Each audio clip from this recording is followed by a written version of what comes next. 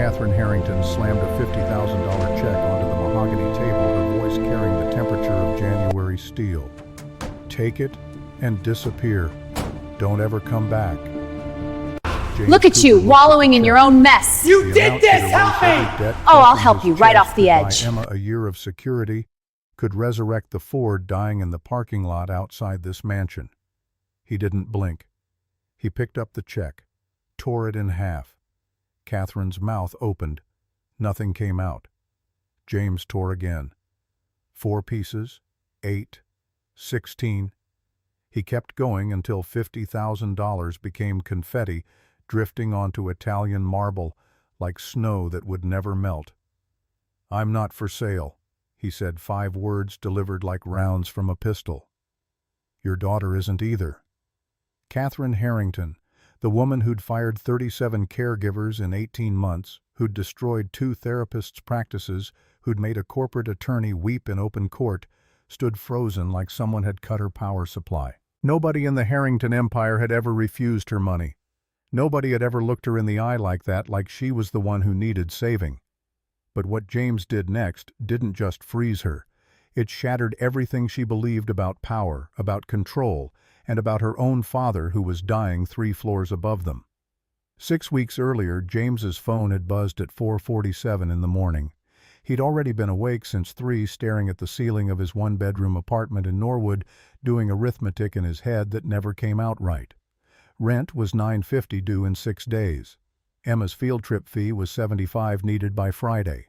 The truck needed an oil change he couldn't afford. The refrigerator held 2 eggs, half a loaf of bread, and a jar of peanut butter with maybe 3 sandwiches left in it. His checking account balance was $127. He grabbed the phone before the second ring could wake Emma through the thin wall separating their bedrooms. Patricia Langmore's voice came through crisp despite the hour. "Mr. Cooper, I apologize for calling so early. I'm up. What do you have?" "Something just came in. It's unusual. The client specifically requested someone with no prior connection to their family, no prior employment in their social circle. They want someone completely outside their world." James sat up against the headboard, already knowing that when Patricia used the word unusual, she meant there was a problem nobody else wanted to touch. "What kind of job?" A pause. That pause told James everything. "It's the Harrington family." James stopped breathing for 3 seconds. "Harrington, as in Harrington Industries." "Yes, William Harrington built it from a single hardware store in Cleveland back in '72. It's a $3 billion company now, but the client is technically his daughter, Catherine. She needs a full-time caregiver for her daughter, Sophia. The child is 7. "Why is it unusual?" Another pause, longer this time. "Mr. Cooper, I'm going to be honest with you because I respect your work. You've been the best placement we've had in 3 years. Every family you've worked with has given you perfect marks. That's why I'm calling you at this hour." "Patricia, why is it unusual?" 37. Just a number. But James felt it land like a brick. 37 what? 37 people in 18 months. Nannies, au pairs, behavioral specialists, 1 child psychologist who lasted 11 days. 37 people have walked out, been fired, or simply stopped showing up. James swung his legs out of bed, feet hitting the cold floor. "What's wrong with the kid?" "Nothing is wrong with the kid, Mr. Cooper." Patricia's voice carried a weight that made him listen harder. "Everything wrong is with the mother." James sat there in the dark, thinking about Emma, asleep in the next room, thinking about the bills stacked on the kitchen counter like a house of cards, one breath from collapse, thinking about the last time he'd had to choose between his daughter's dignity and his own. "How much does it pay?" $12,000 a month. James almost dropped the phone. "Say that again." $12,000 per month plus housing on the property if you want it, full benefits, car allowance. Ms. Harrington is very motivated to find someone who will stay. $12,000 a month. That was more than he'd made in the entire last year combined. That was Emma's school fees paid through high school. That was the truck fixed. That was breathing room he hadn't felt since Sarah got sick. "What's the catch, Patricia?" The catch is that Catherine Harrington will try to break you, not because she wants to, but because it's the only thing she knows how to do. And if you walk away like the 37 before you, that little girl will have one more reason to believe nobody stays. James looked at the photograph on his nightstand, barely visible in the pre-dawn dark. Sarah smiling in the kitchen 2 months before the diagnosis. Emma on her lap, both of them covered in flour from making cookies, both of them laughing like the world was something you could trust. "I'll take the interview." At 7:15, James dropped Emma off at the public school 3 blocks from their apartment. She was small for 9, with her mother's dark eyes, serious, watchful, missing nothing. Sarah had been gone 4 years. Cancer, fast and cruel. One day laughing in the kitchen, the next in a hospital bed, and 6 weeks later, James was standing in a cemetery holding a 5-year-old's hand, trying to explain something he didn't understand himself. "Dad," Emma said as she unbuckled her seatbelt, "you look worried." "I'm not worried. You're doing the thing with your jaw." He forced himself to relax. "I have a job interview today. Big one." "How big?" "Could change things for us, Em." She looked at him with those eyes, Sarah's eyes. "You'll get it. You always figure it out." She kissed his cheek and jumped out of the truck.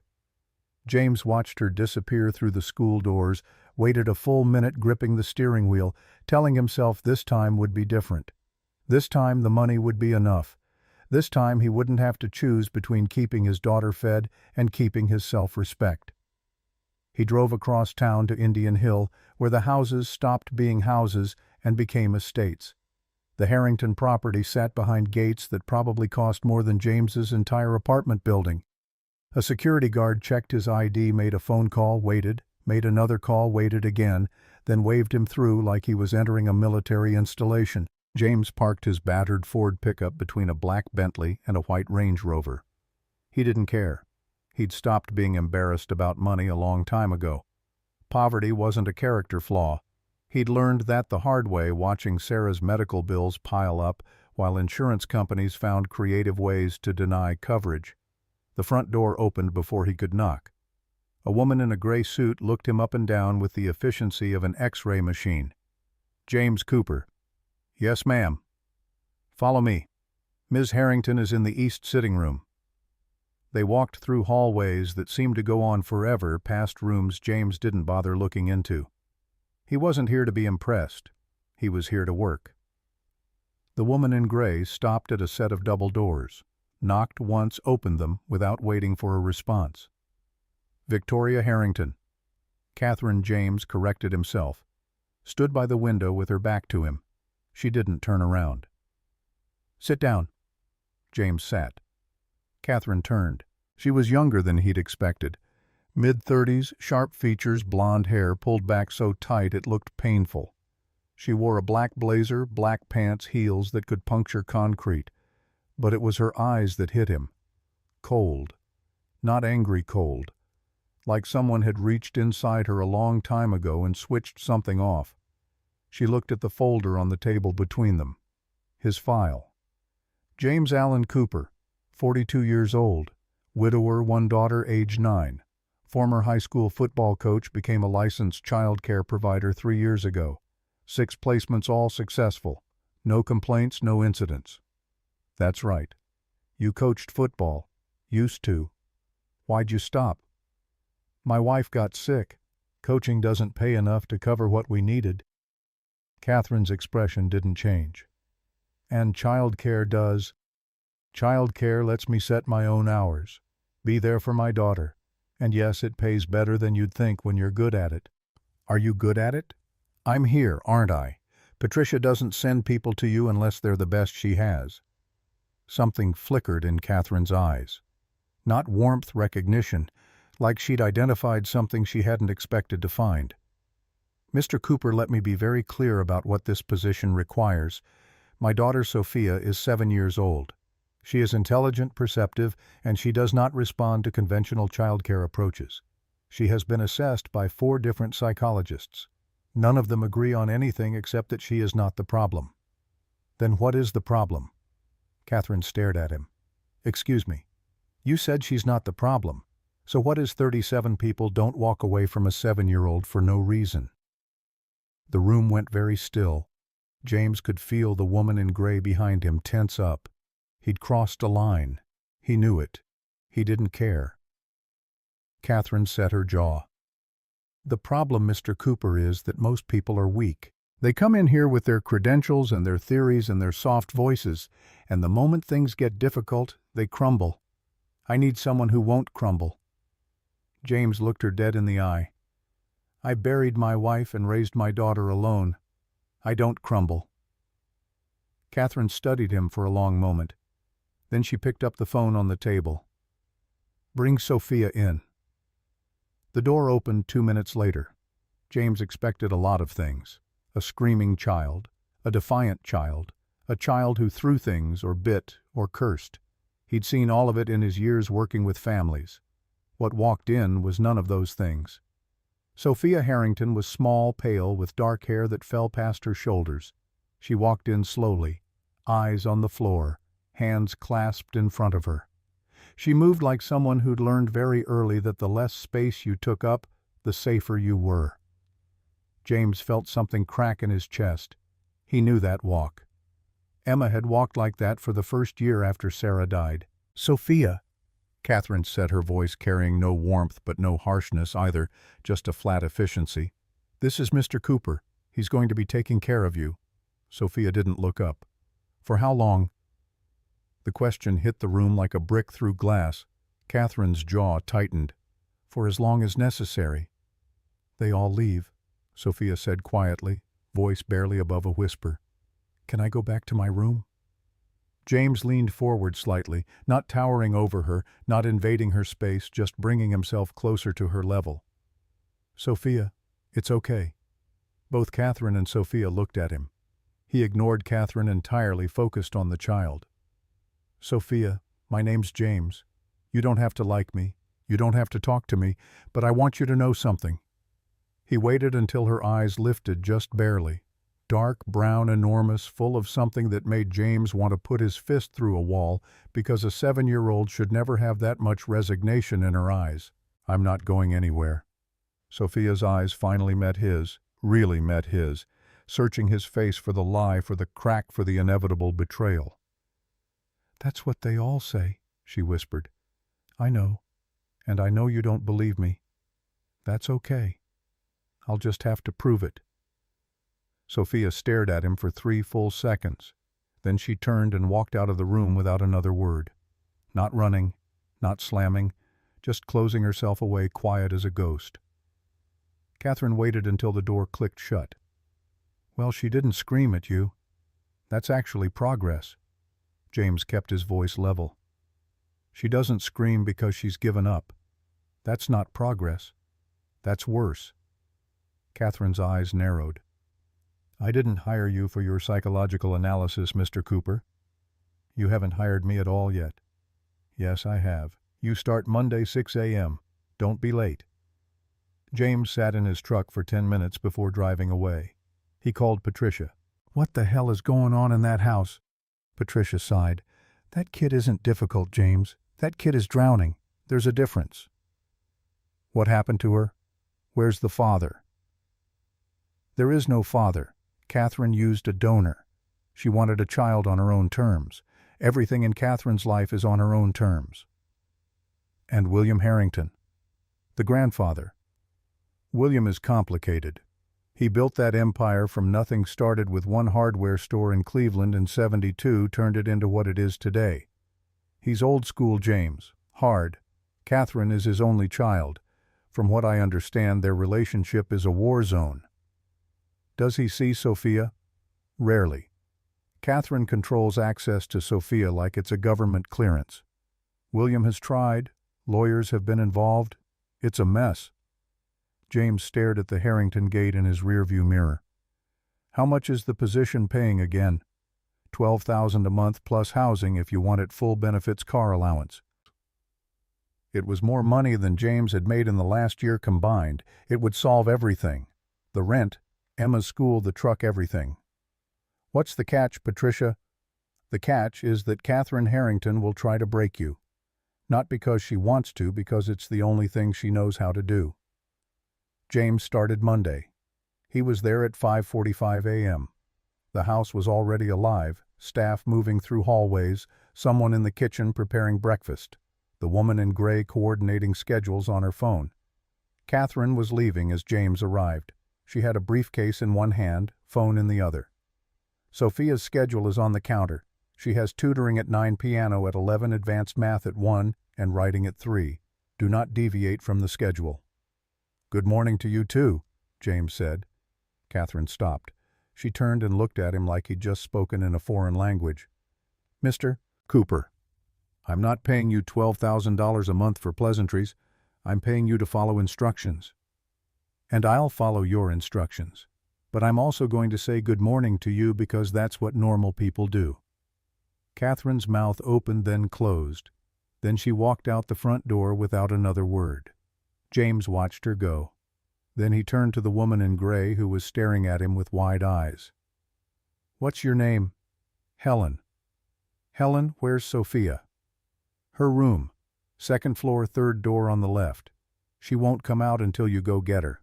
She never does. James climbed the stairs. He found the door. White, no decorations, no nameplate, nothing. He knocked. Silence. Sophia, it's James. Your mom left. It's just you and me today. More silence. I'm not going to come in unless you want me to, but I want you to know I brought something. He waited. 20 seconds. 30. Then so quiet he almost missed it. What did you bring?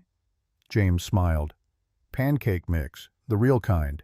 Not the fancy stuff, the kind that comes in a box and tastes like Saturday morning.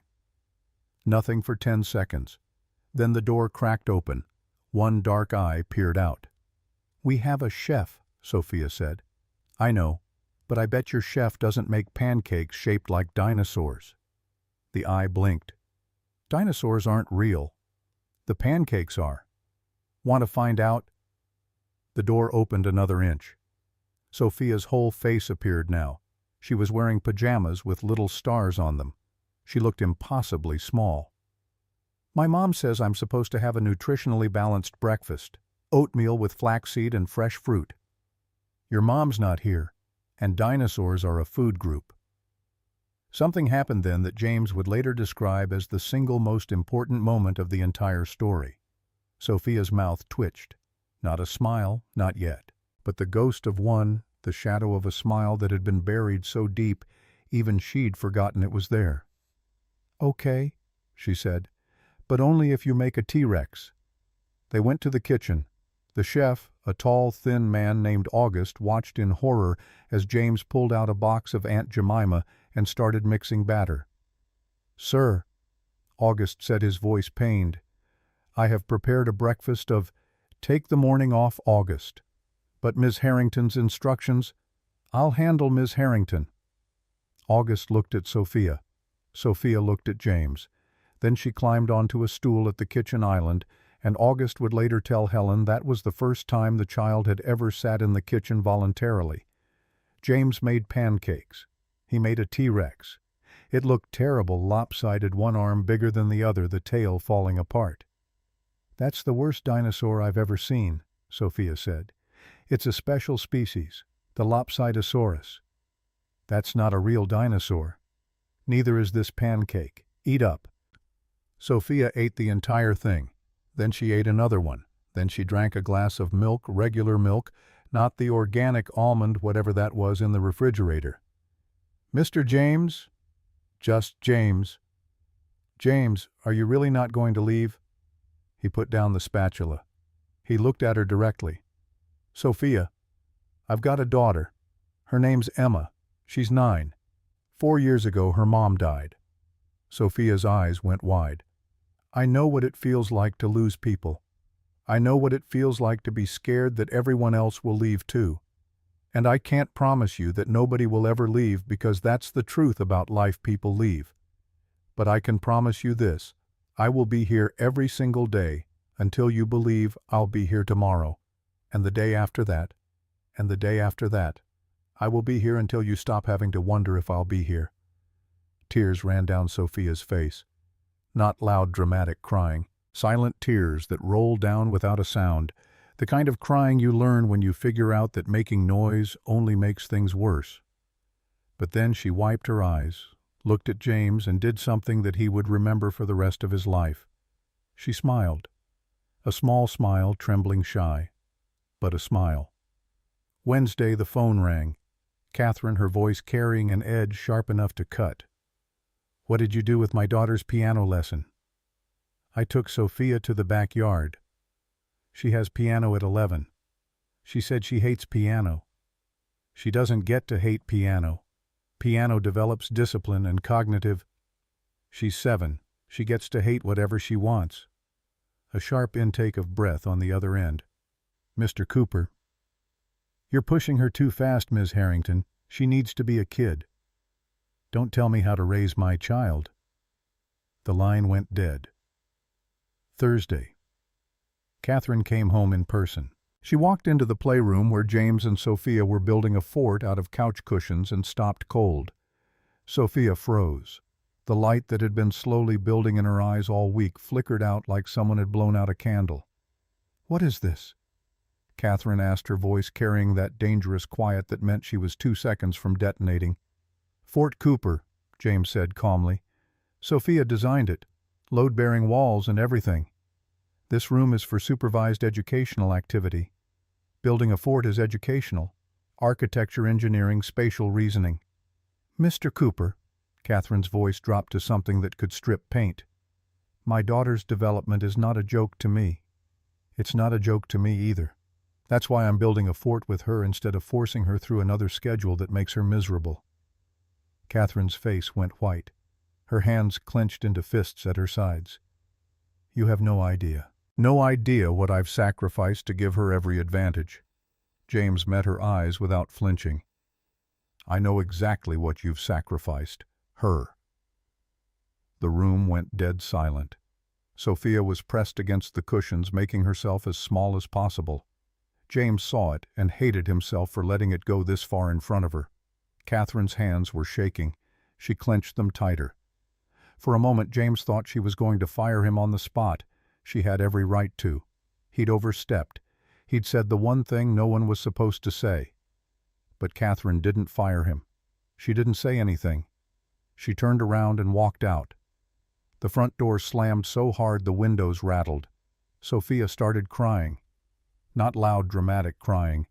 Silent tears rolling down her cheeks without a sound, the kind of crying you learn when you figure out that making noise only makes things worse. James sat down next to her.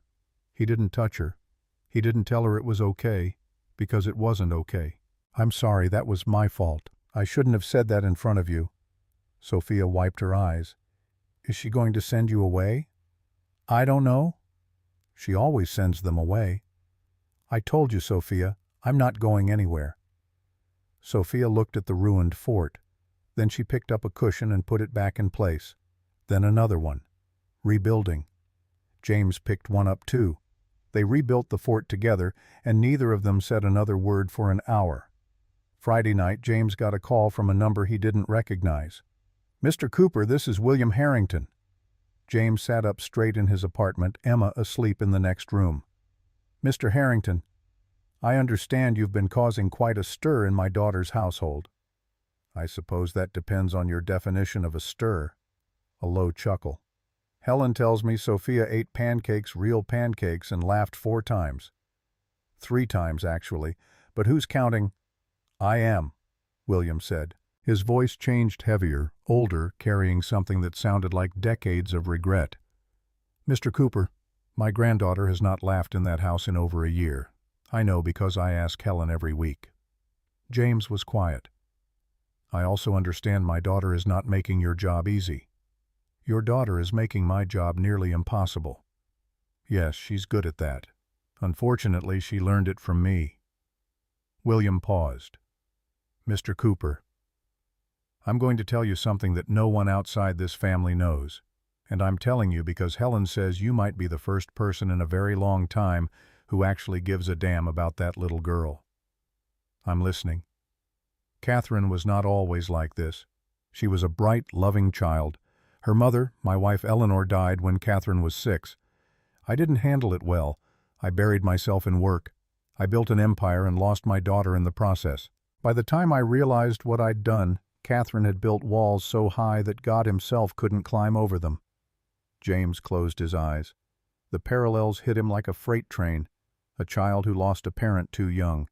A remaining parent who didn't know how to cope. Walls built out of grief turning into prisons. "She's doing to Sophia what I did to her," William said, "and she can't see it. That's the cruelest part. She genuinely believes she's protecting that child." "She's going to fire me, Mr. Harrington." "No, she won't." "How do you know?" "Because I've been watching my daughter push people away for 30 years, and not once, not a single time has anyone pushed back the way you did.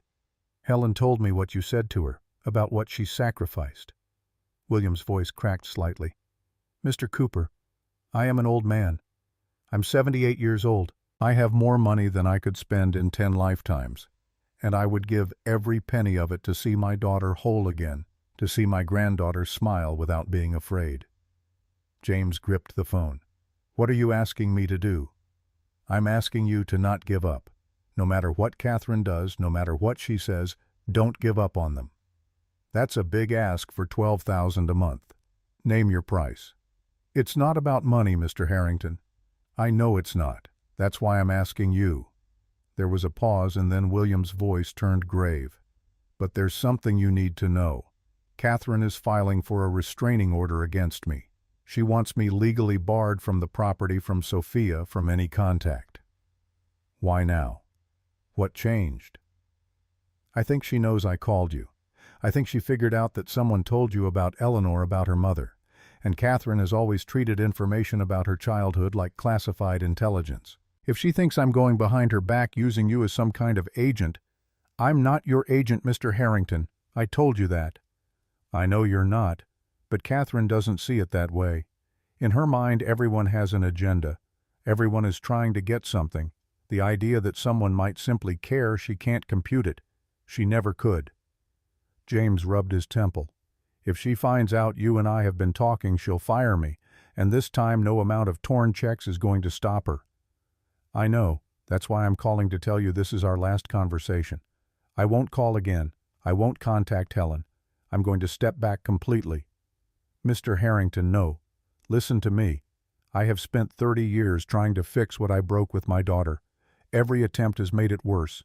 Every lawyer, every phone call, every grand gesture, it all just confirms what she already believes, that I'm trying to control her, that I want something from her." The old man's voice broke. "I don't want anything from her, Mr. Cooper. I just want her to be okay. And for the first time in 30 years, someone is in that house who might actually make that happen. I'm not going to ruin it by being selfish. You're her father. I'm a stranger who shares her DNA. There's a difference. I gave up the right to call myself her father a long time ago." William took a breath. "Take care of them. Both of them. That's all I'll ever ask." The line went dead. James stared at his phone. The weight of what he'd walked into was becoming clearer every day. This wasn't a job. This was a family torn into pieces so small you needed a microscope to find them. Monday morning, Catherine was waiting for him at the front door. She was holding a manila envelope. "We need to talk." James followed her inside. They stood in the foyer. Catherine handed him the envelope. "What's this?" "A revised contract. New terms. Read it." James opened it. The first page was a non-disclosure agreement. The second was a list of rules that read like something from a military tribunal. No contact with William Harrington. No discussion of family history with Sophia. No deviation from the approved schedule without written authorization. No communication with any member of the Harrington family outside of Catherine herself. Violation of any clause would result in immediate termination and legal action.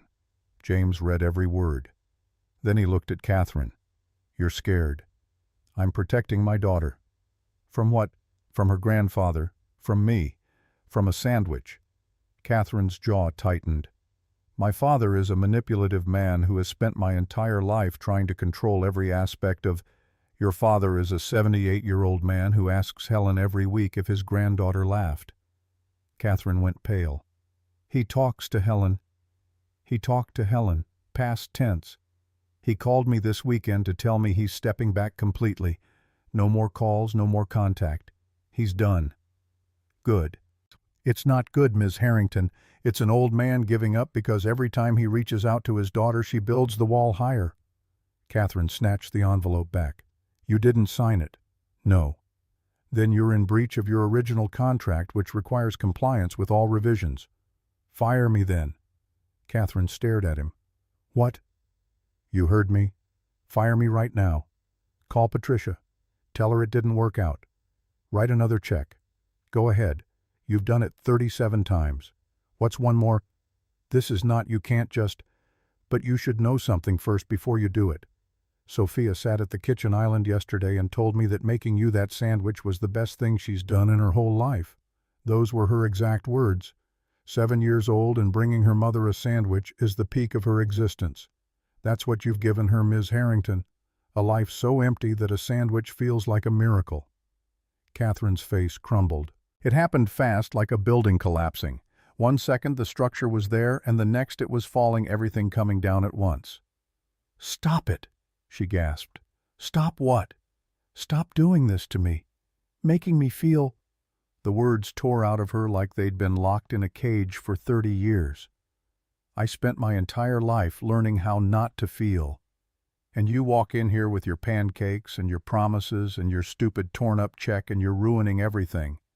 I had it under control. Everything was under control. Nothing was under control. Everything was just numb. And numb isn't the same as control, Ms. Harrington. Numb is just a slower way of dying. She backed against the wall. Her breathing was ragged. The manila envelope fell from her hands and scattered across the floor. My mother died when I was 6, she said, and her voice sounded like a child's. Not a CEO's, not a billionaire's daughter's, a child's. And my father looked at me like I was a reminder of everything he'd lost. So I learned to disappear. I learned to be perfect. I learned to need nothing from anyone ever.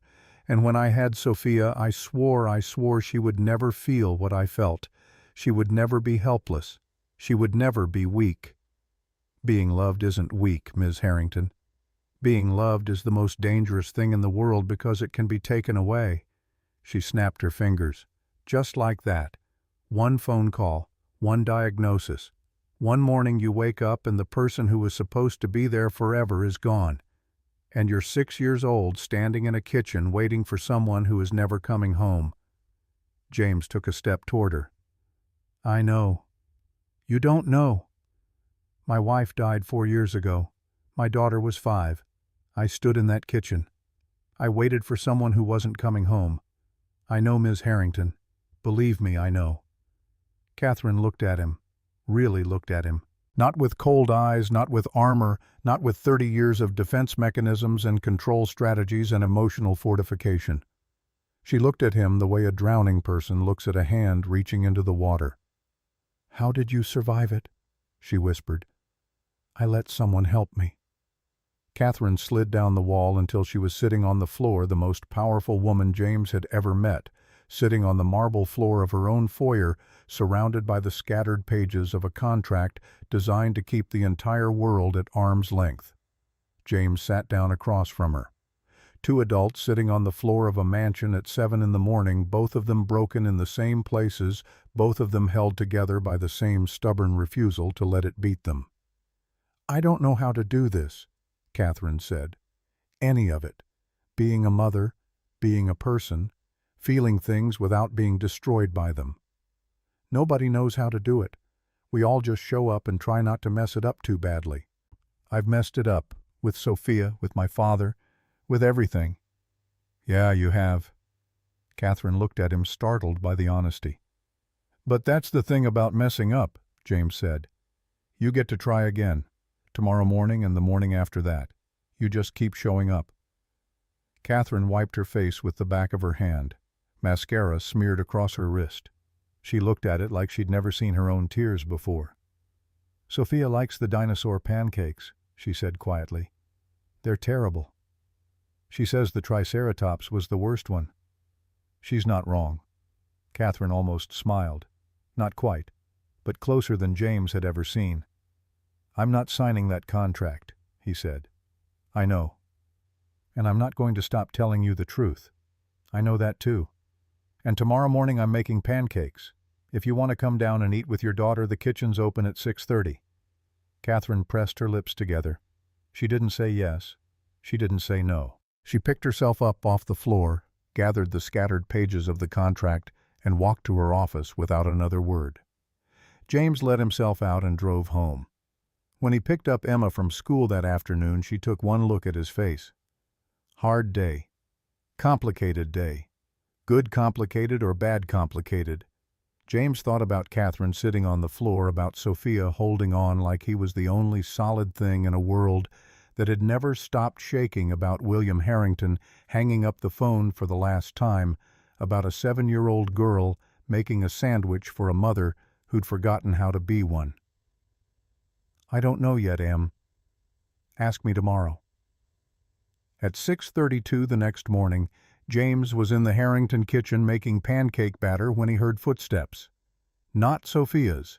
Sophia's footsteps were light, hesitant, like a ghost testing whether the ground would hold.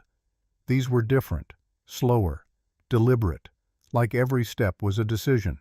Catherine appeared in the kitchen doorway. She was wearing jeans and a sweater. No blazer, no heels, no armor. Her hair was down, falling around her shoulders. She looked 10 years younger and 10 years more terrified. I don't know what kind of pancakes I like, she said. I haven't had pancakes since I was 5. James poured batter onto the griddle. Then I guess we'll have to figure it out. Catherine sat down at the kitchen island, the same stool Sophia always used. She folded her hands in her lap and stared at the counter like it was the most foreign landscape she'd ever encountered. 5 minutes later, Sophia came padding down the stairs. She stopped at the kitchen entrance. Her eyes went to James, then to Catherine, then back to James. Her face carried the expression of a child who has just witnessed something impossible, something she'd stopped believing could ever happen. Mom. Catherine's voice was barely a whisper. Good morning, sweetheart. Sophia didn't move. She stood there frozen, like if she took a step the whole thing would shatter and she'd wake up. James put a plate of pancakes on the counter. A lopsided dinosaur slightly burned on one side. He didn't say anything. He just stepped back and let the moment belong to them. Sophia walked to the island. She climbed onto the stool next to Catherine. Their shoulders were almost touching. Almost. James makes terrible pancakes, Sophia said. I heard, Catherine said. You should try the Triceratops. It's the worst one.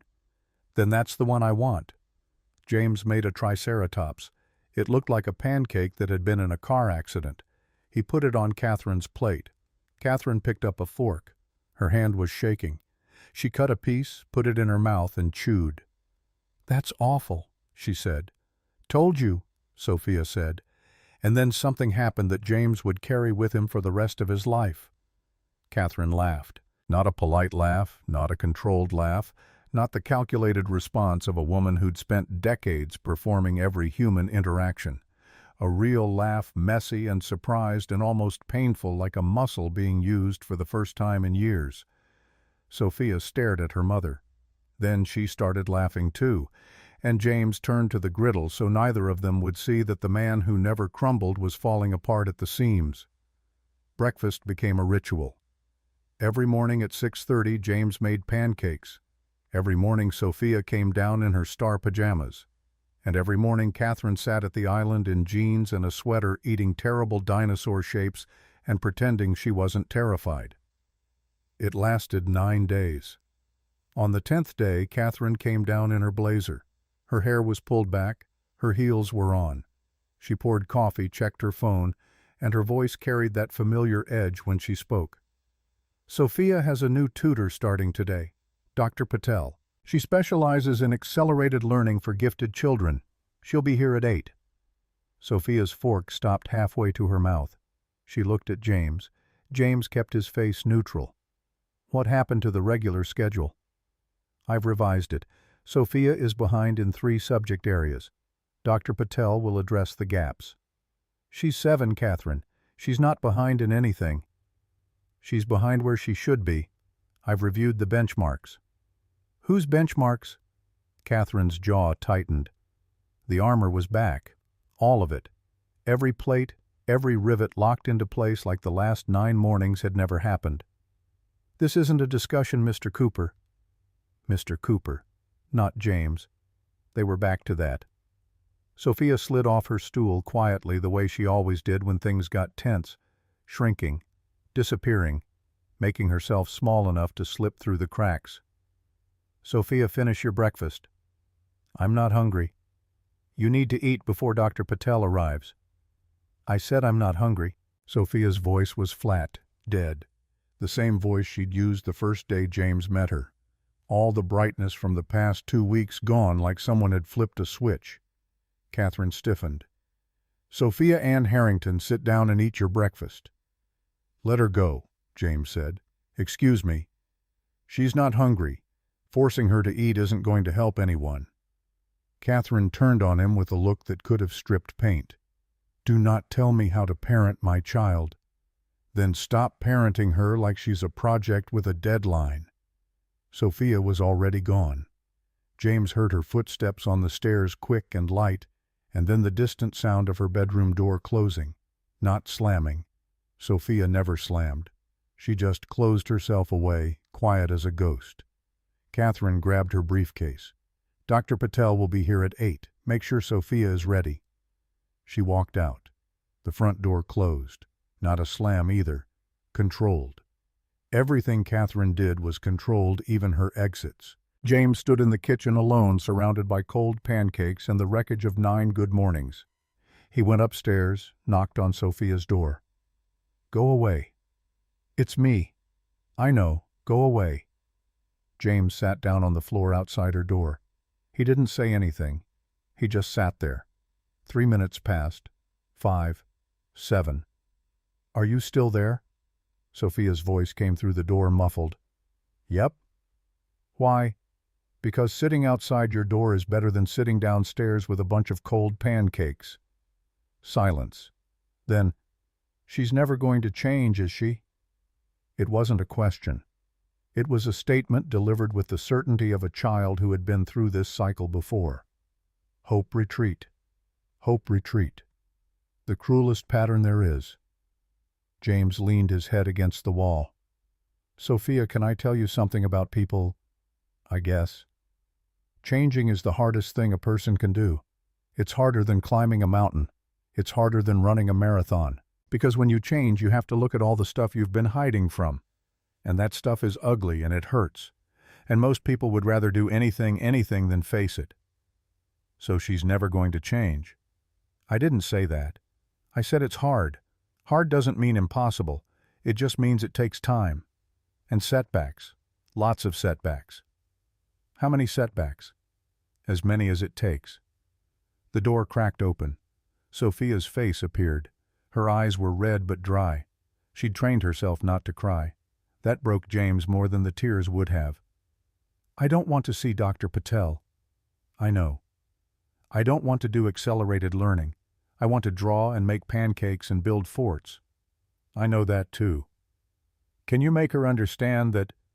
James looked at this 7-year-old girl who carried more emotional weight than most adults he'd ever met. I'm going to try, Sophia. That's the best I can give you. Trying. Trying isn't the same as doing. No, but it's where doing starts. Dr. Patel arrived at 8 sharp. She was a small woman with kind eyes and a briefcase full of assessment materials. James could tell immediately that she was good at her job and genuinely cared about children. That almost made it worse. The problem wasn't Dr. Patel. The problem was that Catherine was stacking Sophia's life so full of improvement that there was no room left for the child to breathe. James brought Sophia down. She sat across from Dr. Patel at the dining room table with the posture of a prisoner being processed. Hello, Sophia. I'm Dr. Patel. I'm going to be working with you on some really fun learning activities. Sophia didn't respond. Can you tell me what subjects you enjoy? Nothing. Dr. Patel looked at James. James shook his head slightly. Not now. Don't push. That's okay. We don't have to talk about school. What do you like to do for fun? I draw, Sophia said barely above a whisper. Oh, wonderful. What do you draw? Do dinosaurs mostly? And pancakes. Dr. Patel smiled. Those are unique subjects. I'd love to see your drawings sometime. Sophia glanced at James. He nodded. She looked back at Dr. Patel. Okay. They got through the session. Dr. Patel was patient and flexible. By the end, Sophia was at least responding in full sentences. After Dr. Patel left, she pulled James aside. That child is not behind in anything. She tested in the 97th percentile across the board. Her reading comprehension is at a 5th grade level. She's extraordinary. I know. Then why am I here? Because her mother needs to feel like she's doing something, controlling something. It's the only way she knows how to love. Dr. Patel looked at him for a long time. You're not a typical caretaker, are you? I'm not a typical anything. Keep doing what you're doing, Mr. Cooper. Whatever it is, that child is starving, and it's not for education. That evening, James called Patricia. I need a favor. The last time you said that, I sent you to the Harringtons. What now? I need you to find out what happened to Catherine's mother. Not the public version. The real version. Patricia was quiet. Why? Because there's something Catherine is carrying that goes beyond grief. The way she reacts, the way she controls everything, the way she physically cannot allow herself to be vulnerable for more than a few days before slamming the door shut. That's not just a woman who lost her mother. That's a woman who experienced something specific, something she's never dealt with. James, I'm a staffing agent, not a private investigator. You know people. You've worked with the Harringtons for years. Someone knows something. Patricia sighed. There is one person, Catherine's mother's sister, Eleanor's twin. Her name is Margaret Porter. She lives in Athens, Ohio, small town about 3 hours from Cincinnati, has a little farm. She and Catherine haven't spoken in over 20 years. Why not? I don't know the details. But Margaret reached out to our agency once about 5 years ago. She wanted to know if Sophia was okay. She'd heard about the revolving door of caretakers. She was worried. Give me her number, Patricia. If Catherine finds out, I know. Give me her number anyway. He called Margaret that night after Emma was asleep. Hello? The voice was older, warm, cautious. Miss Porter, my name is James Cooper. I'm the caregiver for your great-niece Sophia. A sharp intake of breath. Is she all right? Is Sophia all right? She's okay. She's doing better, actually. But I'm calling about Catherine. Silence. Miss Porter. Margaret. Call me Margaret. Another pause. You're calling because you want to understand her. Yes. Margaret laughed softly. It sounded like Eleanor must have sounded, or at least like the echo of a woman James had never met. Most people don't bother trying to understand Catherine. They just endure her or run from her. I'm not most people. No, I imagine you're not. Patricia told me about you once. Said you were different. Margaret, what happened to Catherine? The line was quiet for so long James thought he'd lost the connection. Eleanor didn't just die, Margaret said finally. She died in the house, in front of Catherine. James closed his eyes. It was a brain aneurysm. Instant. One moment Eleanor was standing in the kitchen making dinner, and the next she was on the floor. Catherine was sitting at the kitchen table doing a coloring book. She watched her mother collapse. She ran to her. She shook her. She screamed for help. But William was at work and the housekeeper had gone home early. Margaret's voice trembled now. How long was she alone with her? James asked, though he already knew. He knew from Margaret's voice, from the way she paused. 45 minutes. The words hung in the air like lead. A 6-year-old girl alone with her dead mother on the kitchen floor for 45 minutes until William came home. James pressed his fist against his forehead. When William found them, Catherine was sitting on the floor next to Eleanor holding her hand. She wasn't crying.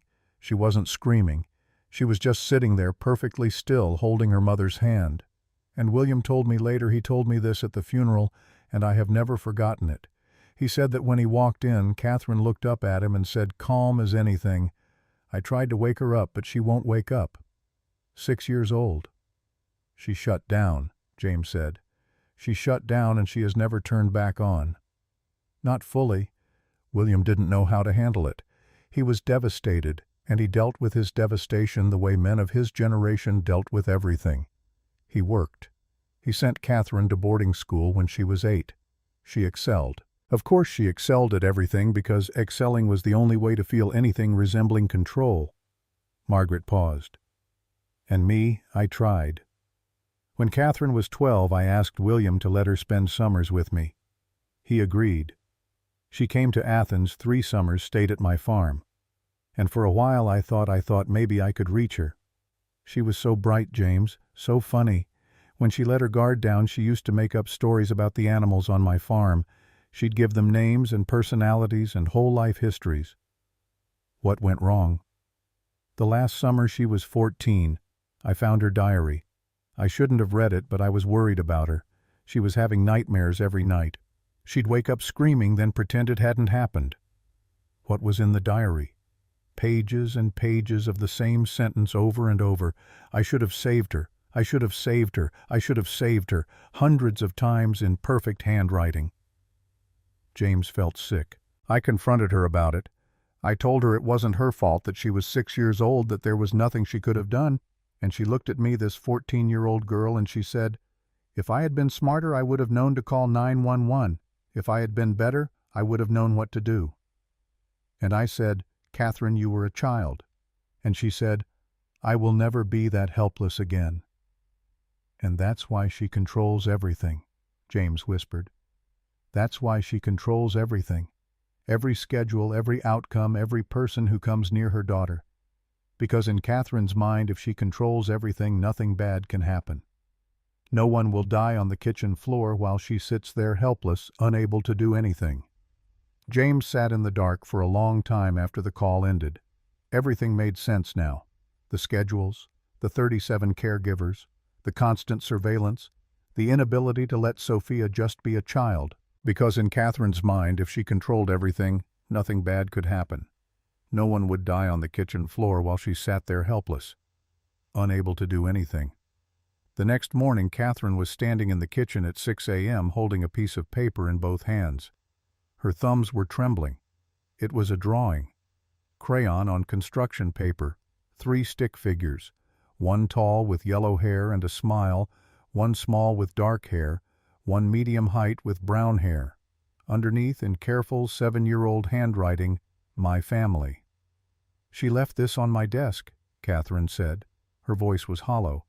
"She must have put it there last night after I went to sleep." James looked at the drawing. 3 figures. Sophia had drawn Catherine, James, and herself. A family. "She drew you with a smile." Catherine touched the yellow-haired figure with her fingertip. "I don't smile." "She drew what she hopes for." Catherine set the drawing down carefully like it was made of glass. She turned to James, and he saw something in her eyes he hadn't seen before. Not the crack from the foyer, not the brief thaw of the pancake mornings. Something deeper, something that looked like the beginning of surrender, not to James, not to anyone, but to the truth she'd been running from for 29 years. "I was in the kitchen when my mother died." James didn't move, didn't react. He let the words exist in the air between them without rushing to fill the silence. "I was coloring. She was making chicken soup, and then she made a sound, this small sound like a sigh, and she was on the floor. And I thought she was playing. For a few seconds I actually thought she was playing a game. I laughed. I said, 'Mommy, get up.' And she didn't get up." Catherine's voice was steady, the practiced steadiness of someone who had rehearsed these words in her own mind 10,000 times, but never spoken them aloud. "I sat with her for 45 minutes. I held her hand. It got cold. Hands aren't supposed to get cold like that. I didn't know that then. I just thought she was cold. So I got a blanket from the couch and put it over her, and I sat back down and held her hand through the blanket. Catherine. And when my father came home, I told him she wouldn't wake up, and he screamed. He fell on his knees, and he screamed. And it was the most terrifying sound I had ever heard. And then the house was full of people, paramedics and neighbors and someone from his office, and everyone was crying and shouting, and no one looked at me. No one talked to me. No one told me what was happening. They just took her away. And the kitchen was empty, and the soup was still on the stove. She stopped. Her hands were flat on the counter, pressing down hard like she was trying to anchor herself to something solid. I have never told anyone that. Not a therapist, not my father, not anyone. Why are you telling me? Catherine looked at Sophia's drawing, the 3 stick figures, the word family. Because my daughter drew me with a smile, and I don't know how to become the person in that picture. But I think if I don't try, I'm going to lose her the same way my father lost me.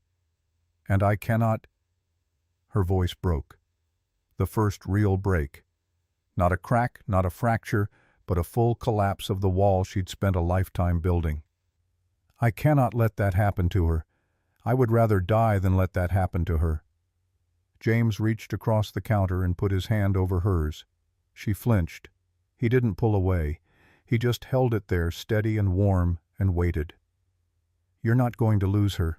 You know why? Catherine looked at his hand on hers. Because you're standing in this kitchen at 6:30 in the morning telling me the worst thing that ever happened to you. That takes more courage than anything I've ever seen. And a woman with that kind of courage doesn't lose. She fights. Catherine stared at his hand on hers. She didn't pull away. I don't know how to fight for this. I know how to fight in boardrooms. I know how to fight lawyers and competitors and anyone who tries to take what's mine. But I don't know how to fight for my daughter's heart. I don't know how to fight for something I can't control. That's the whole point, Catherine. You can't control it. Love isn't a contract. It's not a schedule. You can't optimize it or benchmark it. You just have to show up and be there and let it be messy and imperfect and terrifying. Terrifying. The most terrifying thing in the world. More terrifying than sitting on a kitchen floor holding your mother's hand. Different kind of terrifying. But yeah, because this time you're choosing it. You're walking into it with your eyes open. Catherine was quiet for a long time. Then she pulled her hand away from his. Gently. Not a rejection, just a woman who needed to stand on her own 2 feet for the next thing she was going to say. Cancel Dr. Patel. What? Cancel the accelerated learning program. Cancel all of it. The advanced math, the writing lessons, the piano. Catherine, you don't have to cancel everything. Some structure is, I want to start over from scratch. I want to ask my daughter what she wants. I've never done that, James. In 7 years, I have never once asked Sophia what she wants. I've told her. I've decided for her. I've scheduled her and assessed her and benchmarked her. And I have never not once sat down and said, What do you want, Sophia? James felt something shift in the room. Not the temperature, not the light. Something bigger. The feeling you get when a story turns a corner and you realize that everything before was just the prologue. Then let's go ask her. They went upstairs together. Catherine knocked on Sophia's door. Her knock was different than James's, sharper, more tentative, like she was asking permission to enter a space she'd never earned the right to occupy. Sophia, it's Mom. The door opened slowly. Sophia looked at Catherine, then at James, then back at Catherine. Her expression was wary, guarded, a child bracing for the next disappointment. I want to ask you something, and I want you to tell me the truth even if you think I won't like the answer. Sophia nodded. Catherine knelt down. Her knees hit the floor, and James could see what it cost her, not physically but emotionally. A woman who commanded empires kneeling before a 7-year-old, meeting her where she was. What do you want, Sophia? Not what I want. Not what the tutors want. Not what anyone else wants. What do you want? Sophia looked at her mother for a long time. Her eyes searched Catherine's face, looking for the trap, looking for the angle, looking for the moment when this would all snap back to schedules and assessments and disappointment. She didn't find it. I want to eat breakfast with you. Every morning, not just sometimes. Okay. And I want to draw every day. Okay. And I want James to stay. He's staying. And I want... Sophia stopped. Her lip quivered. She looked at the floor. What, sweetheart, you can tell me? I want you to read to me at night, like you used to, before the nannies. Catherine's composure shattered for the second time that morning. She pulled Sophia into her arms so fast the child gasped. She held her daughter against her chest and pressed her face into Sophia's hair. I'm sorry. I'm so sorry, baby. I'm so sorry. Sophia's arms came up slowly, wrapping around her mother's neck, holding on the same way she'd held on to James that first morning, fierce and desperate and afraid to believe. It's okay, Mom. It's not okay. But it's going to be. I promise you it's going to be. James stepped back. He walked down the hallway, down the stairs, into the kitchen. He stood at the counter and gripped the edge and breathed. His phone buzzed. A text from Emma. How's the complicated thing going? He typed back, getting less complicated. That means it's getting more complicated, doesn't it? He laughed out loud, alone in the kitchen of a mansion that had started to feel less like a fortress and more like a place where broken things were slowly, painfully learning how to mend. Yeah, Em, it does. Catherine kept her promise. She read to Sophia every night for 3 straight months. She started with picture books because that's where they'd left off when Sophia was 4. Neither of them acknowledged that a 7-year-old didn't need picture books. It wasn't about the books. It was about the ritual, about Catherine sitting on the edge of Sophia's bed with her shoes off and her voice soft, turning pages, being present. Some nights Sophia fell asleep before the story ended. Some nights Catherine did. James would find them in the morning, tangled together, the book fallen to the floor, and he'd close the door quietly and let them have it. It wasn't perfect. Catherine still reached for control the way a drowning person reaches for anything solid. There were setbacks. There were mornings when she came downstairs in her blazer with that hard look in her eyes, and James could see the walls rebuilding themselves brick by brick. There were arguments. There were doors closed too hard and silences that lasted hours. But she kept showing up, every morning, every night, and slowly, painfully, something in that house began to change. 4 months into James's time at the Harrington estate, Emma asked him a question he'd been avoiding. Dad, when's this job going to be done? They were in his apartment on Saturday afternoon. Emma was doing homework at the kitchen table, and James was paying bills, actually paying them on time for the first time in years. The Harrington salary had changed everything. New tires on the truck, Emma's field trip fees covered through the end of the year, a savings account with actual money in it. I don't know, Em. Because you've been there every day for 4 months. You leave before I wake up, and sometimes you don't get home until after dinner. I know, Mrs. Patterson watches you and she's fine, but I miss you. The words hit James in a place he wasn't prepared for. He'd been so focused on Sophia, on Catherine, on the Harrington wreckage, that he'd started doing the exact thing he'd warned Catherine about. He was disappearing from his own daughter's life. Em, I'm sorry. You don't have to be sorry. I know you're helping that little girl, and I know the money is important. But you always told me that the people who are right in front of you matter more than the people who are far away. And I'm right in front of you, Dad. James pushed the bills aside. He pulled his chair next to hers and put his arm around her. You're right. You're absolutely right. And starting Monday, things are going to change. You're not going to quit, are you? Because I don't want you to quit. Sophia needs you. I'm not going to quit, but I'm going to set boundaries. I'll be home for dinner every night. I'll be here on weekends. And I'm going to talk to Catherine about bringing you to the house sometimes. You and Sophia should meet. Emma's eyes lit up. Really? Really? Does she like dinosaurs, kid? She's obsessed with dinosaurs. Emma grinned, and James felt the ground steady beneath him. He'd been so busy saving someone else's family that he'd started to drift from his own. That ended now. Monday morning he told Catherine he needed to adjust his hours. Adjust how? They were at the kitchen island.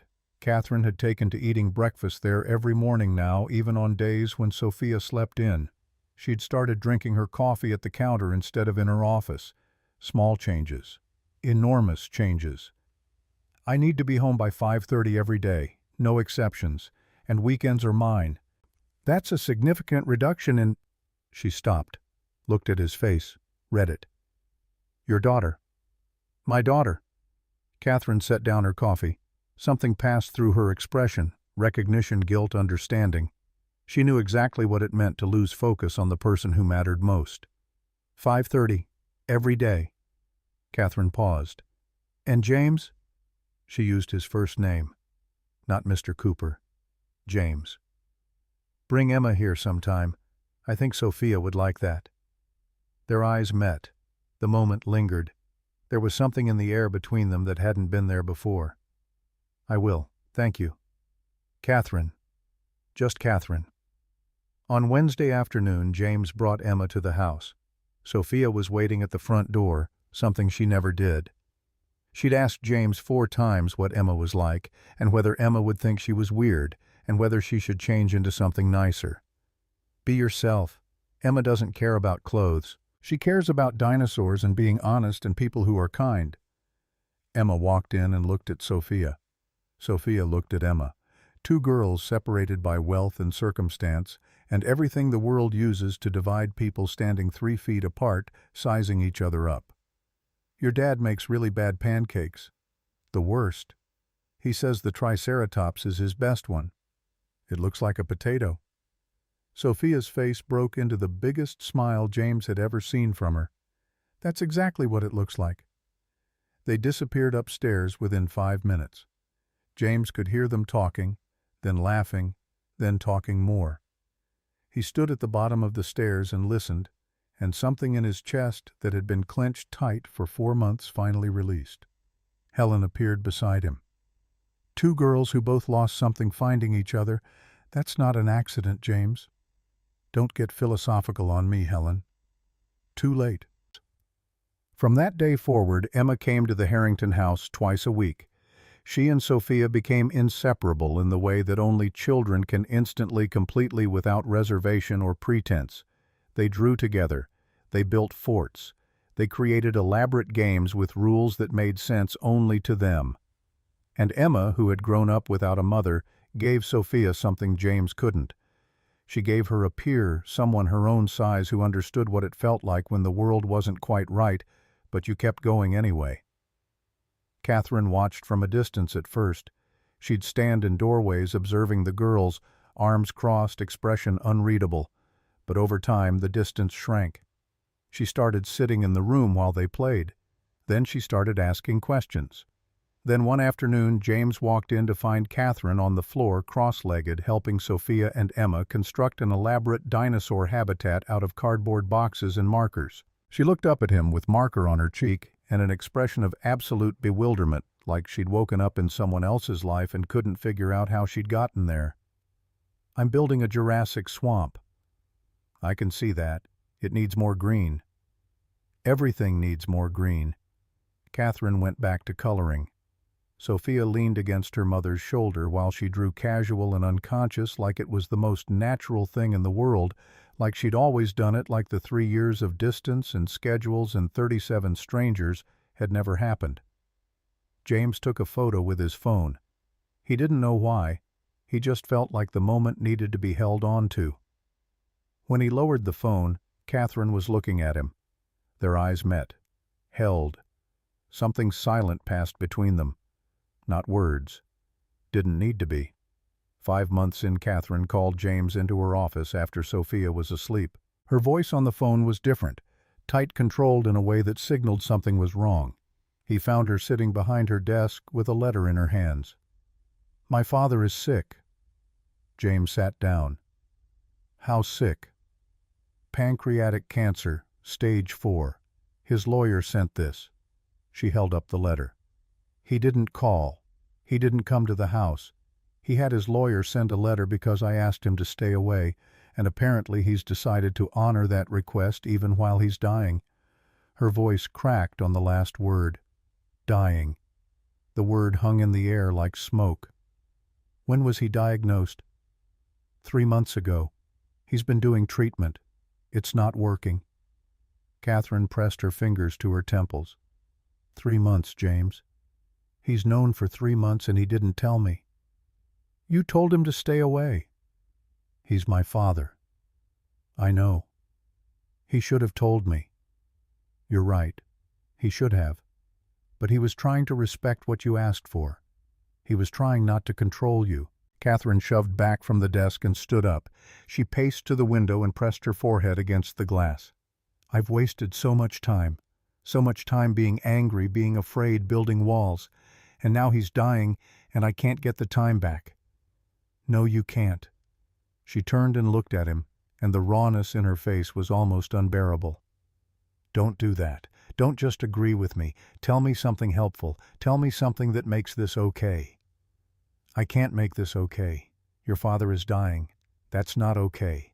Nothing I say is going to change that. Then what do I do? You go see him. I can't.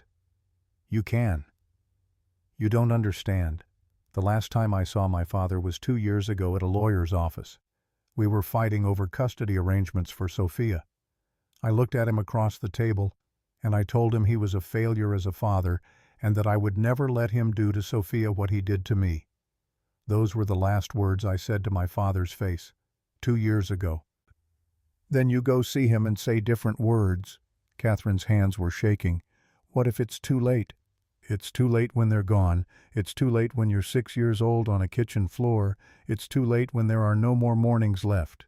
Your father is alive right now today, and you're standing here asking me what to do instead of getting in your car. Catherine stared at him. Then she grabbed her keys off the desk. Watch Sophia. I always watch Sophia. She was out the door in 30 seconds.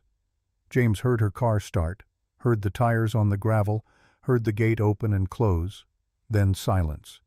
He sat in her office chair and looked at the letter from William's lawyer, Formal Clinical, the kind of letter that reduced a man's life to legal paragraphs and medical terminology.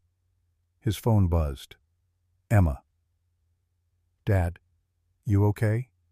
You sound weird. He hadn't called her. She just knew. Kids always knew. I'm okay, Em. Something happened at work. I might be late tonight. Is Sophia okay? Sophia's fine. She's asleep. Is her mom okay? James paused. She's getting there. Catherine didn't come home that night or the next morning. James stayed with Sophia, made pancakes, took her through the day.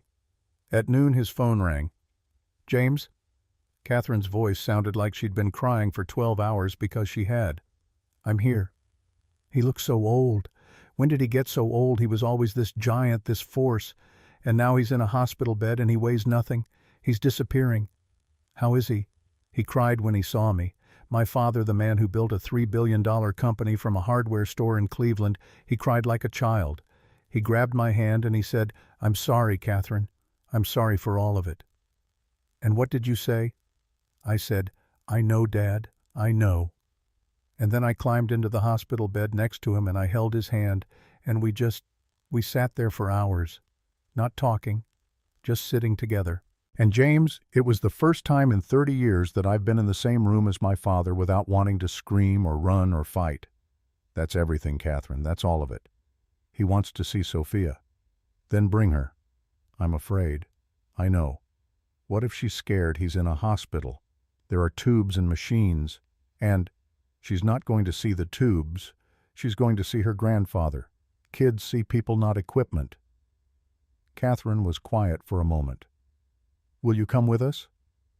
Of course. They went the next day. James drove. Catherine sat in the passenger seat, rigid and silent. Sophia was in the back, quiet but not anxious. James had explained to her that her grandfather was sick and that they were going to visit him. Sophia had listened carefully and then asked one question. Will he like me? He already loves you. He's loved you since before you were born. William Harrington was in a private room at Christ Hospital. He was thin, diminished, a fraction of the man who'd built an empire from a single hardware store. But when the door opened and he saw Sophia, something happened in his face that James would never forget. It was like watching the sun come up in a place that had been dark for decades. Every line, every shadow, Every mark that time and illness had left on the old man's face was erased for a single luminous moment by the sight of his granddaughter. "Well," William's voice was weak but warm. "You must be Sophia." Sophia walked to the bed. She looked at her grandfather with those dark, serious eyes. She studied him the way she studied everything carefully, thoroughly, missing nothing. "You're my grandpa." "I am." "James told me you love me." William's eyes filled. "James is right." "Are you sick?" "I am, sweetheart. I'm very sick." Sophia considered this. Then she climbed onto the chair next to his bed, reached over and took his hand. "When my mom was sad, James made her pancakes. Do you like pancakes?" William laughed. It turned into a cough, and the cough turned into something that made Catherine flinch. But when it passed, the old man was smiling. Actually smiling. "I love pancakes. James makes terrible ones. They look like blobs, but they taste okay. Then I'd like to try one." Sophia looked at James. "Can you make Grandpa a pancake?" "I'll make him the best triceratops he's ever seen." "So it'll look like a potato." "A delicious potato." Catherine was standing by the window. James glanced at her. She was watching Sophia hold William's hand, and her expression was something James had never seen on her face before. Not pain, not control, not fear. Something simpler and more profound than any of those things. Gratitude. Pure, uncomplicated gratitude for a moment she'd almost let slip away forever. William looked past Sophia at his daughter. "Catherine." "Dad." "Come here." Catherine crossed the room. She stood beside the bed. William reached for her hand with his free one, the one Sophia wasn't holding. Catherine took it. "I was a terrible father." "Dad, you don't have to." "I was a terrible father. I lost your mother, and I lost myself, and then I lost you. And I spent 30 years trying to buy my way back, instead of just showing up. I should have shown up every day, the way James showed up for Sophia, the way you're showing up now." Catherine squeezed his hand. "I wasn't easy to show up for. You were a child who needed her father. That's the easiest thing in the world to show up for. And I chose work. I chose the company. I chose everything except the one thing that mattered." "I forgive you." Catherine said it simply, without drama, without the weight of 3 decades pressing down on the words. She said it the way you say something you've finally accepted, not because the hurt is gone, but because carrying it has become heavier than letting it go. William closed his eyes. Tears ran down the old man's face. Sophia wiped one away with her small hand.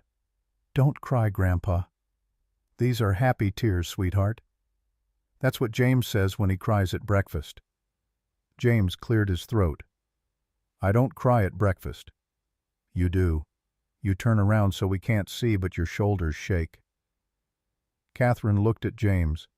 Something passed between them. Not romantic, not complicated, but real. A recognition. Two people who had walked through their own versions of hell and found themselves standing on the other side, scarred and exhausted and somehow still capable of feeling. "Thank you," Catherine mouthed. James nodded. William Harrington lived for 3 more months. He spent most of that time at the estate in a room Catherine set up for him on the 1st floor. Sophia visited him every day after her drawing time. She brought him pictures, dinosaurs, always dinosaurs, and he taped every single one to the wall next to his bed until the wall was covered in a 7-year-old's gallery of Triceratops and T-Rexes and the occasional Lopsidosaurus that James had invented on that first morning. Catherine read to him at night the same way she read to Sophia. She sat on the edge of his bed and turned pages, and neither of them pretended it was anything other than what it was. A daughter and a father running out of time and refusing to waste another second of it. William died on a Tuesday morning in November, peacefully in his sleep with Sophia's drawings on the wall and Catherine's hand in his. The last words he'd said to his daughter the night before were, "You turned out better than I deserved." Catherine didn't fall apart. She didn't retreat. She didn't put on the blazer and the heels and rebuild the walls. She sat with her grief the way James had taught her, not fighting it, not controlling it, just letting it exist. She cried, she raged. She sat on the kitchen floor at 3 in the morning, eating terrible leftover pancakes and telling James stories about her childhood, the good parts, the ones she'd buried along with everything else. He used to carry me on his shoulders before Mom died. He'd carry me through the hardware store and I'd touch the ceiling tiles and feel like I was flying. That's a good memory. I forgot it for 30 years. I forgot that memory. I only remembered the bad ones. The empty house, the boarding school, the lawyers. That's what pain does. It eats the good memories first. But they come back. They come back. The funeral was private. Catherine, Sophia, James, Emma, Helen, and a handful of William's oldest employees. No press, no spectacle. Just people who'd known the man behind the empire saying goodbye. After the service, Catherine pulled James aside. "I've made a decision. About everything." "About what?" "I'm stepping back from the company. Not permanently, but I'm taking a full year to be with Sophia to figure out who I am when I'm not running from something." "That's brave." "It's terrifying." "Same thing." Catherine smiled, a real smile, full, unguarded, reaching her eyes. It was the first time James had seen her smile like that. Not an almost smile, not a flicker, but the real thing. And it transformed her face so completely that she looked like a different person. She looked like the woman she might have been if that kitchen floor hadn't broken her at 6 years old. "I want you to stay. Not as Sophia's caretaker, as—" she struggled with the word, "as a friend. Our friend. Yours and Emma's." "Catherine, you don't need to pay me to be your friend." "I know. That's what makes it real." 6 months later, James was sitting on the back porch of his new apartment, a 2-bedroom clean in a good school district paid for with savings he'd built during his time at the Harrington estate. Emma was inside doing homework.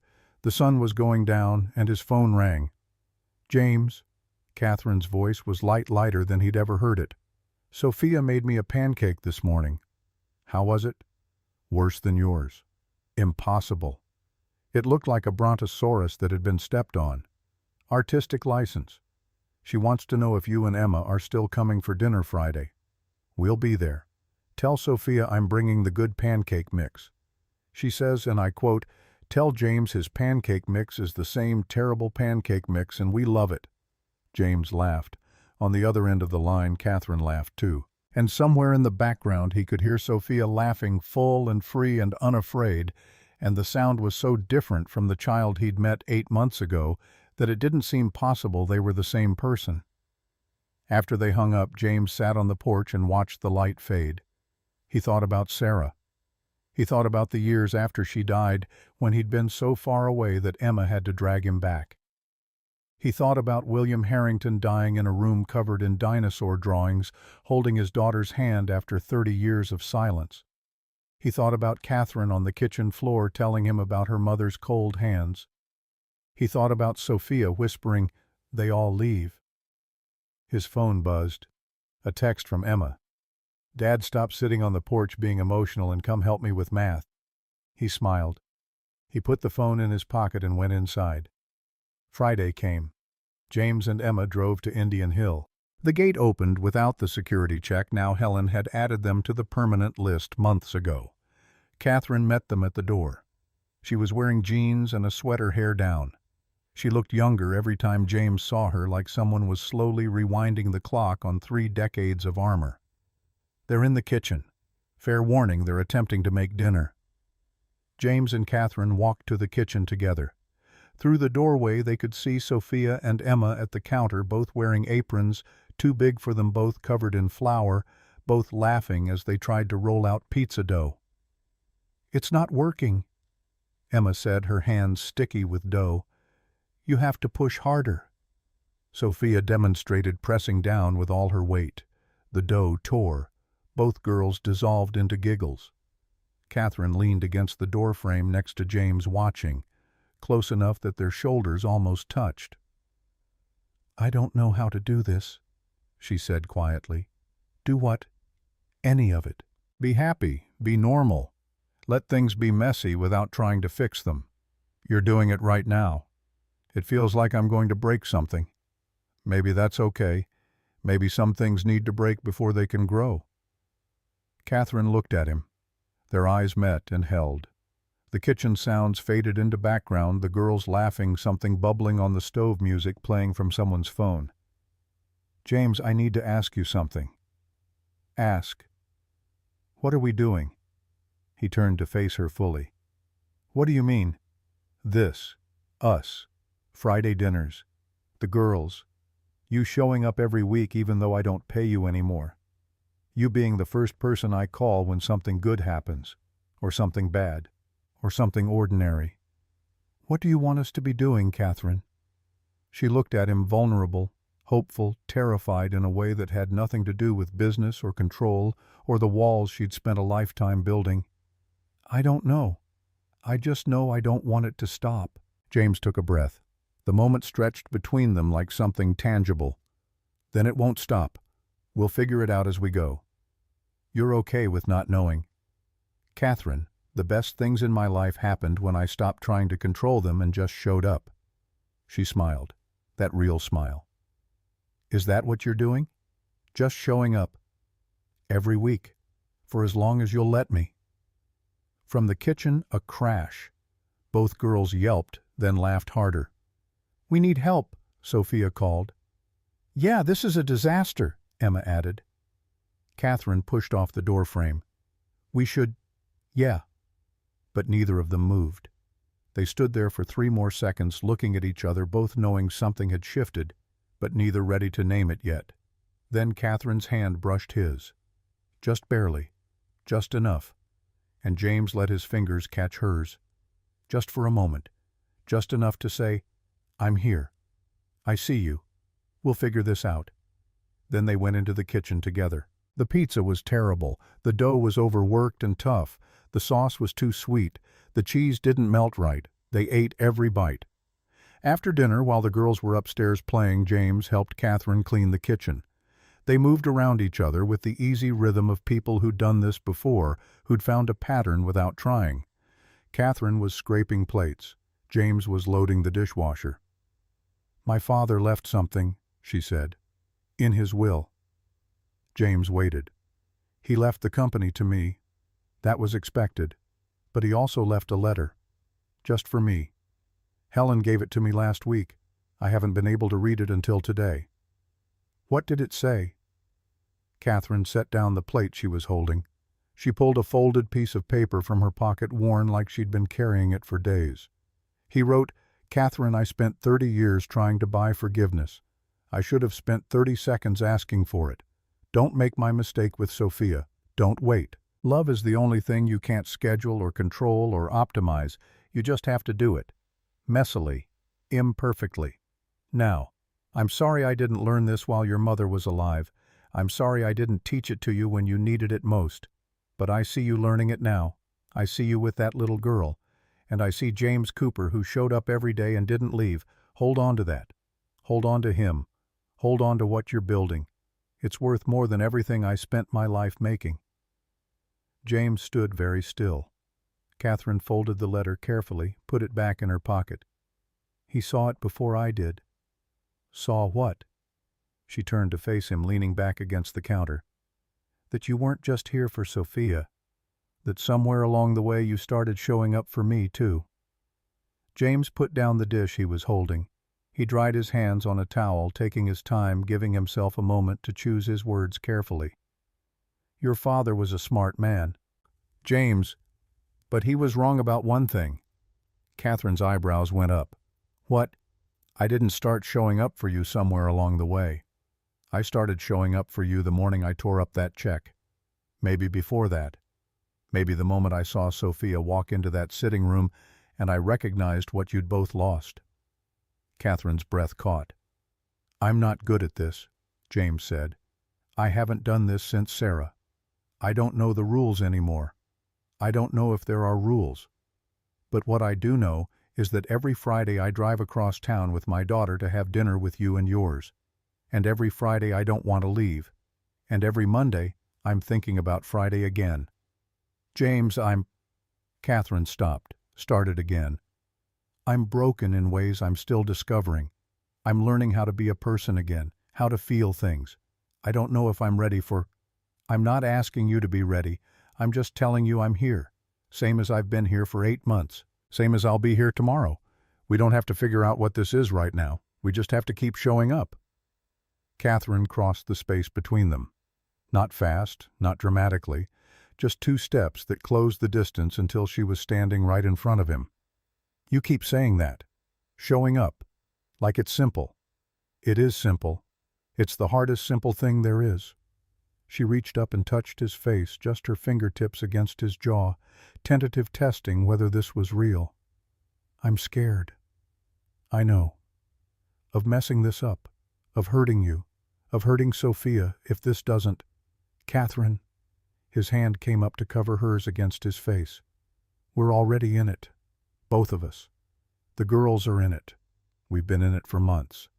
The only question is whether we're brave enough to stop pretending we're not. She looked at him for a long moment. Then she leaned forward and rested her forehead against his chest.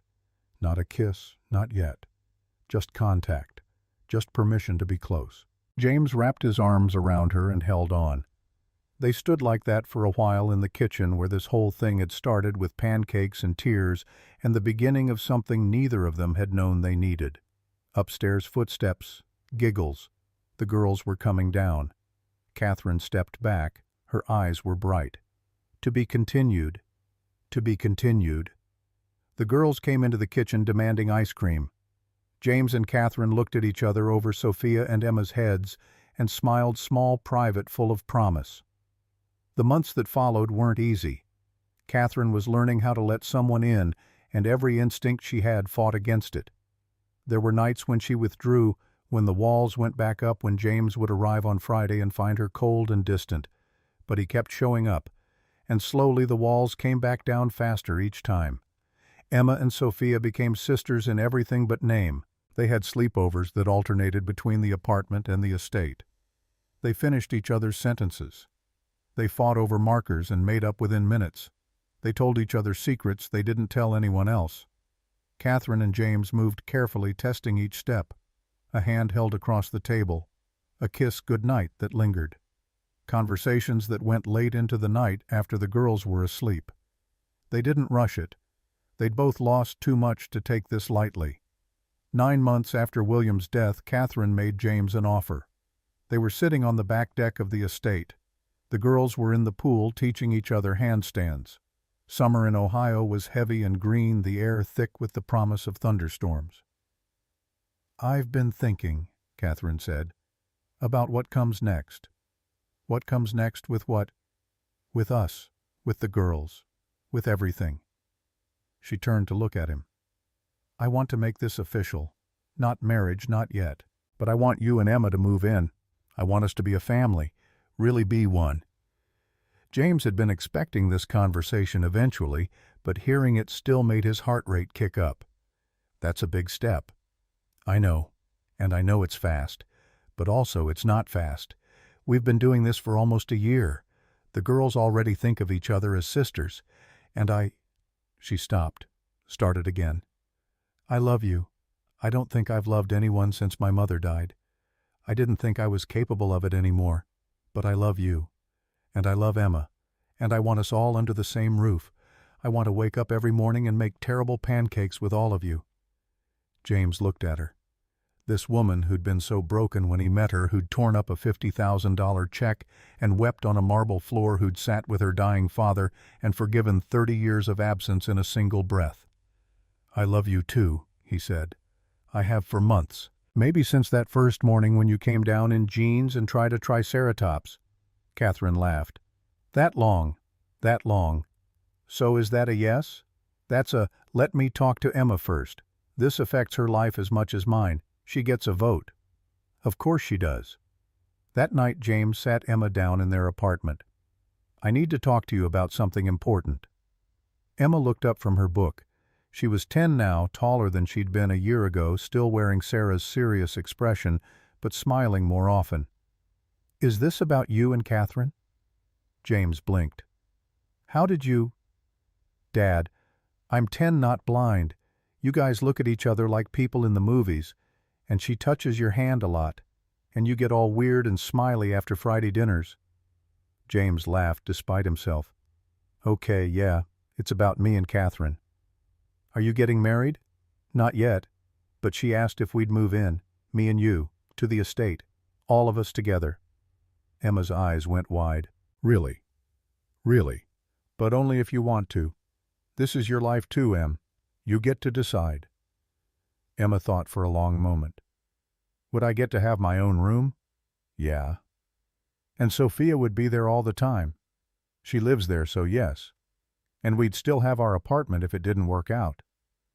James's chest tightened. His daughter was already thinking about exit strategies. She'd learned too young that the people you love can disappear. "We'll always have a place to go, Em. I promise. But I think this will work out. I really do." Emma nodded slowly. Then she looked at him with those eyes that were so much like Sarah's. It hurt. "Do you love her, Dad? For real? For real? Does she make you happy?" "She does." "Then yes, let's do it. Sophia and I have been planning our shared room anyway." James pulled her into a hug. "You're the best thing that ever happened to me. You know that?" "I know. You tell me all the time." They moved in 3 weeks later. Emma and Sophia did in fact share a room. Despite the estate having 9 bedrooms, they insisted on bunks. James kept his apartment for the first 6 months just in case. But he spent every night at the estate, in Catherine's room, in her bed, learning how to be with someone again after years of being alone. It wasn't perfect. Catherine still had nightmares, sometimes waking up gasping, convinced her mother was dying in the next room. James would hold her until she remembered where she was, who she was with, that she was safe. James still had moments when the grief over Sarah would hit him like a truck. Catherine learned to recognize them, the way he'd get quiet, the way his eyes would go distant. She learned to just sit with him until it passed, not trying to fix it, just being there. The girls had their own adjustments. Sophia sometimes tested boundaries in ways she never had before, like she was checking to make sure James wouldn't leave if she misbehaved. Emma sometimes withdrew, missing the simplicity of it being just her and her dad. But they worked through it, together. 1 year after James had first walked into the Harrington estate, Catherine threw a party. Not a big one, just the people who mattered. Helen August, Patricia Margaret, who drove down from Athens, a few of William's old friends, a few of Catherine's colleagues who'd watched her transform over the past year. James stood in the backyard watching Sophia and Emma play on the swing set William had installed before he died. Catherine came up beside him, slipping her hand into his. "What are you thinking about? About how different this is from a year ago. Different good or different bad? Different impossible. If you'd told me last year that I'd be standing here living in this house in love with you, watching our daughters play together, I would have said you were crazy." Catherine leaned her head on his shoulder. "If you'd told me last year that I'd be happy, I would have said the same thing." They stood there in comfortable silence for a while. Then Catherine spoke again, her voice quieter. "I want to tell you something. Something I've never told anyone." James waited. "After my mother died, after those 45 minutes on the kitchen floor, I made myself a promise. I promised that I would never need anyone ever again, that I would be completely self-sufficient, that I would build my life so perfectly that nothing could hurt me. And I kept that promise for 29 years. She turned to look at him. "And then you walked in and tore up a check and told me I was wrong about everything. And you were right. I was wrong. About all of it. Because the thing I learned this year is that needing people isn't weakness. Loving people isn't dangerous. The only thing that's dangerous is being so afraid of loss that you never let yourself have anything worth losing." James pulled her close. "Your father would be proud of you. You know that, right?" "I hope so. I'm trying to be the person he saw at the end. The person he believed I could be." "You already are." From across the yard, Sophia called out, "Dad, Mom, come push us." "Dad." She'd started calling him that 2 months ago, casually, like it was the most natural thing in the world. James looked at Catherine. Ready. For what? To be the parents who push their kids on swings at their own party instead of mingling with guests. Catherine grinned. Absolutely. They walked across the yard together, hand in hand, toward the girls who were already squealing with anticipation. Helen watched from the patio, a glass of wine in her hand, smiling. "You did good, William," she said quietly to the sky. "You did real good at the end." That night, after the guests had gone home and the girls were asleep, James and Catherine sat on the back deck under a sky full of stars. "I've been thinking about something," Catherine said. "What's that?" "About making this permanent. Us, officially." James's heart jumped. "Are you—" "I'm asking you to marry me, James Cooper. I'm asking you to be my husband, Emma's stepfather officially, Sophia's dad in every way that matters. I'm asking you to build a life with me that isn't just showing up every week but showing up every day forever." James didn't answer right away. He just looked at her, this woman who'd been so cold and broken, who'd learned to laugh again, to love again, to let someone in. "On one condition," he finally said. "What?" "We keep making terrible pancakes every Saturday morning, all four of us, no matter how busy we get or how crazy life gets. That's our ritual. That's where this whole thing started." Catherine's eyes filled with tears, happy ones. "Deal. Then yes, yes to all of it. Yes to forever. Yes to terrible pancakes and messy life and fighting and making up and raising these girls together and figuring it out as we go." Catherine kissed him then, under the stars, in the backyard of a house that had once been a fortress and was now a home. Some people spend their whole lives building walls. They build them out of money and schedules and silence and control.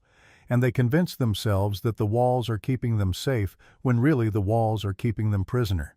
And every now and then someone comes along who doesn't try to climb the wall or break it down or go around it. Someone who just stands on the other side and says, "I'm not going anywhere." And they wait, and they show up, and they make terrible pancakes, and they tell the truth even when the truth is the hardest thing anyone has ever heard. And one morning the person behind the wall opens the door, not because the wall fell, because they chose to walk through it. James Cooper was not a therapist. He was not a billionaire. He was not a miracle worker. He was a man who'd lost everything and learned the only lesson that mattered, that the people right in front of you are the only ones who count. And showing up is the bravest thing a person can do. And he never stopped showing up. Not once.